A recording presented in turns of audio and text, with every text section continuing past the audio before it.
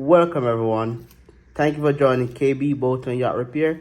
Today I'm going to show you guys how to assemble your mast. So stick around, I'm showing you the proper way.